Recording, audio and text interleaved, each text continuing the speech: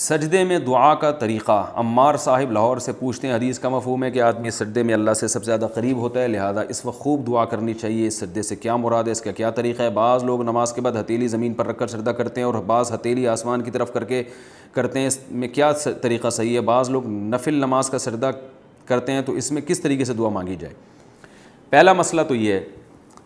کہ یہ جو ہمارے ہاں رواج چل پڑا ہے کہ فرض نماز کے بعد یا سنتوں کے بعد مسجد میں لوگ سجدے میں چلے جاتے ہیں دعا کرنے کے لیے، تو فقہاء نے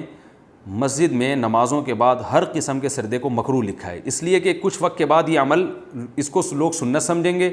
اور یہ بھی بہت کثرت سے شروع ہو جائے گا، تو بدعت شروع ہونے سے پہلے اس کی روک تھام ضروری ہے، تو اس لیے یہ عمل ترک کر دینا چاہیے۔ نمازوں کے بعد مسجدوں میں کسی قسم کا سجدہ نہیں کرنا چاہیے تاکہ لوگ بعد میں چل کے اس کو سنت سمجھنا نہ شروع کر دیں۔ رہا یہ مسئلہ کہ ویسے ہی سجدہ کرنا بالکل جائز ہے، لیکن جو سجدے کا سنت طریقہ ہے وہ یہ نہیں ہے کہ ہاتھ یوں رکھے جائیں، بلکہ جو سنت طریقہ ہے اسی طریقے سے ایسے سجدہ کیا جائے گا۔ اس میں دعا کیسے مانگی جائے گی؟ حدیث میں آتا ہے کہ سجدے میں اللہ سب سے زیادہ قریب ہوتا ہے، دعائیں قبول ہوتی ہیں، تو تمام حدیثوں کو ہم اگر لیتے ہیں تو فرائض میں جو رسول اللہ صلی اللہ علیہ وسلم سے عام طور پر ثابت ہے اور آپ کا حکم بھی ہے، اجعلوہ علی سجودکم، جب یہ آیت قرآن کی آیت نازل ہوئی سبح اسم ربک الاعلی، تو آپ صلی اللہ علیہ وسلم نے فرمایا اجعلوہ فی سجودکم، کہ اس کو اپنے سجدوں میں لے جاؤ، تو پتہ یہ چلا کہ بھئی جو فرض نماز میں آپ صلی اللہ علیہ وسلم کا عام معمول تھا اور آپ صلی اللہ علیہ وسلم کا حکم بھی ہے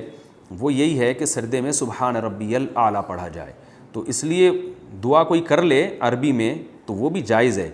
چاہے فرض نماز ہو یا نفل نماز ہو، لیکن افضل بہرحال یہی ہے کہ فرض نمازوں کے سجدے میں صرف سبحان ربی الاعلی پر ہی اکتفا کیا جائے،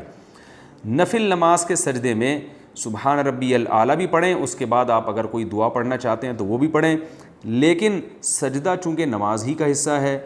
لہذا اس میں ایسی دعا مانگنا جو لوگوں کے کلام کے مشابہ ہو یہ جائز نہیں ہے،